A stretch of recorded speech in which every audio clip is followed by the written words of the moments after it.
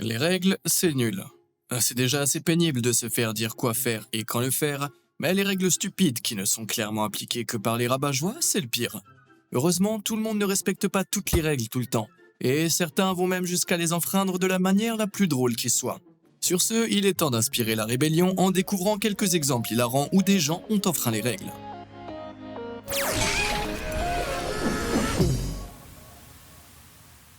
Ah, la bibliothèque. Pas de bruit, pas de nourriture, pas de plaisir, à mon avis. Mais à Dublin, la bibliothèque du Trinity College semble avoir eu des problèmes qui vont bien au-delà des bavardages occasionnels. Pas de téléphone, pas de nourriture, pas de tabac. Attendez, pas de vin? C'est bien du vin, n'est-ce pas? Ce sont là des infractions hilarantes et très spécifiques qu'un étudiant n'a pas pu s'empêcher de tourner en dérision en enfreignant les 4 règles à la fois. Il a même apporté un verre de vin.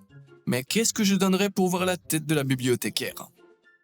Dans de nombreuses bibliothèques, chaque chose a sa place, spécialement dédiée et des tâches spécifiques. Comme ici où ce panneau Teen Spot indique que cette section est réservée aux adolescents. Un panneau assez grand, difficile à manquer, sauf si vous êtes ce vieil homme. Soit il avait une cataracte trop importante pour le voir, soit il s'en fichait, soit il essayait de se fondre dans la masse des jeunes. How do you do, fellow kids? Êtes-vous assez vieux pour vous souvenir des téléphones fixes? Vous savez, ces téléphones qui avaient un combiné et une tonalité? Je parie que tous les membres de la génération Z qui regardent cette vidéo pensent que je suis devenu fou. À l'époque, peu après que les dinosaures aient disparu, le combiné et la base d'un téléphone standard étaient reliés par un cordon. Pour raccrocher, il fallait replacer les combinés sur leurs crochets respectifs. Mais quelqu'un a décidé de faire une blague très drôle et a interverti les combinés du téléphone d'urgence et du téléphone de la maison. Vous voyez ça les enfants? C'était ça les blagues avant l'arrivée d'Internet. Ah, y a-t-il quelque chose de plus frustrant que de se faire dire de ne pas courir dans un endroit qui est parfait pour courir? Je veux dire, évidemment pas au bord d'une piscine où on pourrait glisser ou sur un quai de train bondé, mais dans des endroits comme des parcs ou les couloirs d'école. Je veux aller vite, et ce type aussi visiblement. Mais je ne sais pas s'il court ou s'il est simplement passé dans une autre réalité. En Russie, les panneaux interdits de courir absurdes ne posent pas autant de problèmes que les panneaux interdits de nager absurdes, si on en croit cette photo. À moins qu'en Russie, la neige soit considérée comme de l'eau froide. Et attends, interdit de nager dans la neige profonde sans tes brassards, Ivan. Dernier avertissement. L'une des règles que j'aime le moins dans ce vaste monde, c'est ne pas toucher. C'est tellement humiliant, c'est pourquoi un panneau ne pas toucher aussi pathétique que celui-ci me fait me sentir encore plus ridicule. Heureusement, ce type a compris qu'il ne s'agissait pas d'un panneau ne pas toucher, mais d'un panneau ne pas laisser vos mains traîner au-dessus de cet objet. Mais que vont-ils faire? Lui demander de ne pas avoir de main? Et pour ceux d'entre vous qui s'apprêtent à faire les malins dans les commentaires, je sais bien qu'il s'agit en réalité d'un panneau ne pas toucher. C'est ce qu'on appelle du sarcasme. Quand quelqu'un me dit de pas toucher quelque chose, je peux m'empêcher de vouloir le toucher, même si je ne le veux pas. Maudite psychologie inversée. Et c'est clairement pour cela que cette personne aux gants noirs a vu que les mains noires n'avaient pas le droit de toucher le thermostat, et s'est rendu compte qu'elle pouvait tout simplement pas résister. Maudite psychologie inversée, hein, elle a encore gagné. Je me demande, ne touchez pas au bouton j'aime et s'abonner en bas. Ça a marché? Bon, probablement pas. Après cette horrible tentative de promouvoir ma chaîne en utilisant la psychologie inversée, quel autre contrevenant allons-nous découvrir? Avez-vous déjà essayé de dire à un oiseau ce qu'il doit faire? Autant essayer de parler à un mur. Celui qui a créé cette image Photoshop hilarante est d'accord avec moi. Si les mouettes peuvent être très agaçantes en faisant leurs besoins sur votre épaule ou en volant votre nourriture, les cacatoès peuvent causer encore plus de chaos. Avec une force de morsure pouvant atteindre les 350 PSI, soit à peu près la même que celle d'un cougar, vous n'aimerez pas ces oiseaux lorsqu'ils sont en colère. C'est pourquoi une rangée de pics anti-nidification spécialement installés sur un bâtiment en Australie pour empêcher les oiseaux de nicher n'a eu aucune chance contre ce cacatoès en colère.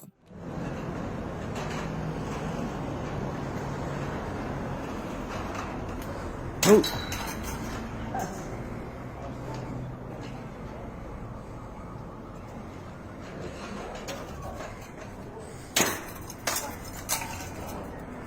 C'est ça mon gars, pas les dieux, pas les rois, seulement des cacatoès. Avez-vous déjà entendu parler d'un délicieux chocolat noir à la menthe appelé After Eight? C'est un type de bonbon à la menthe chic à déguster après le dîner qui, comme son nom l'indique, devrait être servi après 8 heures. Mais c'est une recommandation, pas une obligation. Ce type n'allait clairement pas laisser le temps lui dire quand il pouvait grignoter un bonbon à la menthe, ou 2, ou 5. Attends, c'est une deuxième boîte? Ce type adore vraiment les bonbons à la menthe avant 8 heures alors. On a tous déjà travaillé avec quelqu'un qui accorde une très grande importance à ses fournitures de bureau. Et ce sont les personnes les plus amusantes à taquiner, comme celle qui a eu la petite idée de coller une étiquette ne pas retirée sur cette agrafeuse. Non seulement elle a été retirée, mais un employé l'a emmenée faire le tour du monde. Disneyland, Cambridge, New York, elle a probablement vu plus de pays que son propriétaire, si attaché à son étiquette. Je sais pas ce que vous en pensez, mais la formulation de certaines règles m'agace. Comme ici, où il est écrit « Veuillez ne pas mettre ce gobelet au micro-ondes ». Voulait-il dire ne pas mettre ce gobelet au micro-ondes? Quoi qu'il en soit, ça n'a pas suffi à dissuader cet homme. Et il n'allait pas se laisser dicter où est-ce qu'il pouvait poser son gobelet. Par son gobelet. Parfois, enfreindre une règle n'est pas tant drôle qu'impressionnant. Vous savez, ces petites pailles en plastique qu'on trouve dans les briques de jus de fruits, elles sont si fragiles qu'on peut boire le jus qu'en passant par la découpe prévue à cet effet. Mais personne n'allait dire à ce type où est-ce qu'il pouvait ou est-ce qu'il ne pouvait pas percer son carton. Soit le type qui a fait ça est super musclé, soit c'est un enfant de 3 ans vraiment fort. Si vous avez déjà pris le métro, vous avez probablement vu quelqu'un tourner sur des barres métalliques placées au milieu des wagons pour garder l'équilibre. C'est assez inoffensif et amusant, mais les gendarmes du bon ton à New York ont décidé de sévir avec une série de publicités sur le savoir-vivre, qui visaient également le fait de manger et de s'étaler dans le métro. Ces nouvelles règles anti-fun ont toutes été utilement signalées par un petit bonhomme rouge sur une série de panneaux, puis tournées en dérision par 2 types vêtus de combinaisons moulantes. CJ Kugel et Chris Zelig ont enfilé leurs costumes et ont reproduit tous les gestes que seul le bonhomme rouge semblait autorisé à faire. Pole dance, repas, écartement des jambes, maintien des portes, le métro leur appartenait. Combinaison morphing 1, police du plaisir 0. Au Danemark, les panneaux dans les transports publics sont un peu plus spécifiques. Pas de glace, pas de boisson, pas de paquet de saucisses. Eh bien, vous allez dire ça à ce type. De toute évidence, c'est un hors-la-loi amateur de saucisses qui ne se laissera pas intimider par cette règle bizarre et spécifique. Ouais, toc, la société danoise. La dernière fois que je suis allé à la piscine, tout ce que j'ai vu, c'était des panneaux indiquant pas d'éclaboussure et pas de plongeon. Pas très fun en effet. Eh bien, pour aller encore plus loin, ce type a décidé de montrer qu'on pouvait plonger dans la partie peu profonde de la piscine, en enfilant une combinaison de plongée professionnelle, puis en s'allongeant au fond de la piscine comme un rocher. Techniquement, il plonge. Je suppose que c'est une façon de prouver son point de vue. Pour des raisons d'hygiène, certains endroits demandent à leurs clients de ne pas porter de sandales dans les douches publiques afin d'éviter de salir le sol. Mais on dirait que cet établissement visait un type en particulier. Si on en croit ce panneau, ils ont vraiment dit « Enlevez vos tongs, votre horrible sens de la mode et sortez d'ici ». Si vous avez déjà fait du camping dans une région où il y a des ours, vous savez que les gardes forestiers prennent les panneaux très au sérieux. Ne nourrissez pas les ours, ne marchez pas dans la zone des ours, fermez les couvercles des poubelles pour empêcher les ours d'entrer. Ah, bon sang. Bon, sachant que les humains respectent rarement les règles, je ne sais pas ce que les gardes forestiers espéraient. À moins qu'ils pensaient que les ours pouvaient comprendre les panneaux. Il existe une règle tacite dans notre société qui veut que l'on mange un sandwich en commençant par l'une des extrémités. Principalement parce que cela laisse moins de sandwichs à l'air libre, donc moins de garnitures qui tombent, et parce que c'est toujours simplement logique. Mais il y a parmi nous ceux qui se réveillent le matin et qui choisissent la violence. Comme l'utilisateur de Twitter NorMileGuy Caruso. Certes, il avait gardé la moitié de son sandwich pour plus tard, mais pour des raisons que je ne m'explique pas, ça semble tellement incorrect. Il enfreint tellement de règles tacites que même le géant du sandwich Subway a donné son avis. Qui aurait cru qu'on pouvait enfreindre une règle sur les sandwichs? Bon alors, c'est quoi le meilleur? Coca ou Pepsi? Une question séculaire qui oppose même les plus grands philosophes. Des hommes sont morts pour moins que ça. Mais enfin, quelqu'un a trouvé une solution. Du Pepsi dans un verre de Coca-Cola. Pepsi bottle? A Coca-Cola glass? I don't give a damn. Que quelqu'un donne le prix Nobel de la paix à cet homme immédiatement. On a parfois l'impression qu'il n'y a pas un seul centre-ville au monde qui ne soit pas envahi par les pigeons. Ces rats volants sont porteurs de toutes sortes de maladies et se jettent avec délectation sur toute nourriture laissée sans surveillance. À la gare de Piccadilly de Manchester, au Royaume-Uni, le problème est devenu si grave que les restaurants voisins ont commencé à installer des panneaux demandant aux clients de ne pas nourrir ni encourager les pigeons. Mais ça n'a pas suffi à dissuader les pigeons, comme on peut le constater. L'encre d'imprimante coûte cher, et lorsque les entreprises cherchent à réduire leurs coûts, les RH commencent généralement par afficher des panneaux demandant aux employés de n'imprimer que ce qui est absolument nécessaire. Même l'encre et le papier pour de petites étiqueteuses peuvent représenter des coûts importants, ce qui est peut-être le cas ici. Malheureusement, l'appel des RH demandant aux employés de ne plus imprimer d'étiquettes inutilement a reçu cette réponse parfaitement passive-agressive. L'employé du mois est tout trouvé. Bon, je dois bien admettre qu'il existe certaines règles mises en place pour notre propre sécurité. Au Royaume-Uni, par exemple, il existe des limitations de vitesse nationale pour éviter les accidents, ainsi que des petits panneaux remerciant préventivement les conducteurs de rouler prudemment. Très passif-agressif, mais très britannique. Le seul problème, c'est que tout le monde ne se soucie pas de ce genre de considération, ce qui donne lieu à des scènes comme celle-ci. Eh bien, je pense que cela prouve que le fait d'être poliment insistant ne résout pas tous les problèmes. Même si nous programmons des machines pour faire presque tout ce que nous leur demandons, elles semblent parfois avoir leur propre volonté. Je veux dire, même si le propriétaire de cette machine a décidé qu'elle n'accepterait que les cartes de crédit ou de débit, le petit lecteur de cartes acceptera quand même votre argent liquide, même si celui-ci n'est pas accepté. Quelqu'un d'autre trouve ça confus? En tant qu'amoureux des chiens, je déteste aller dans des endroits où il y a des panneaux chiens interdits. Je veux emmener mon meilleur pote partout avec moi. Mais les chiens ne comprennent pas les panneaux et alors quand ce chien est tombé sur un panneau chien interdit à la plage, il s'est contenté de transformer ce panneau en son nouveau jouet. Je n'envie pas le propriétaire qui a dû jouer à aller chercher avec ce truc. Est-ce que vous avez déjà remarqué un panneau qui, peu importe comment on le regarde, n'a aucun sens, comme celui-ci?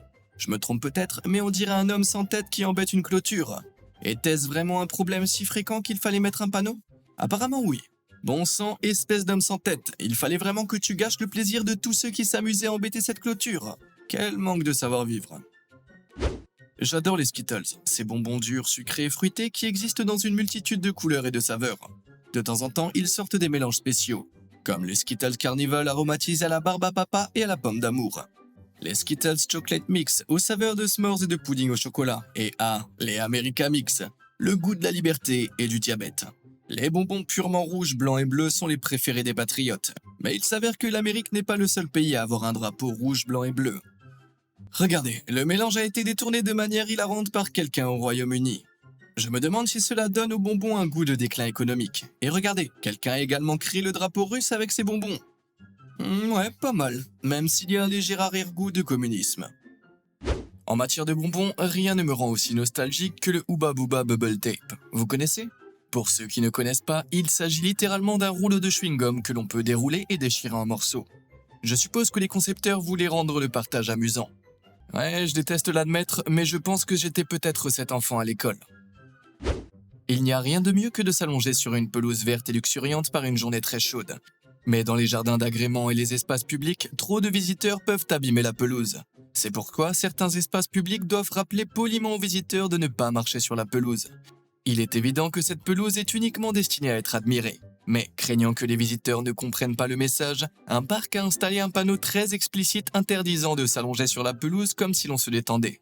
Mauvaise nouvelle pour cet homme qui est clairement en train de se détendre. Cependant, contrairement à la silhouette sur le panneau, il a une jambe levée au-dessus de l'autre, donc techniquement, il n'enfreint pas complètement les règles. Si cette logique ne convainc pas le gardien du parc, son regard intense le fera certainement. Si vous avez déjà visité un site historique, vous avez peut-être remarqué un panneau informatif qui donne quelques détails.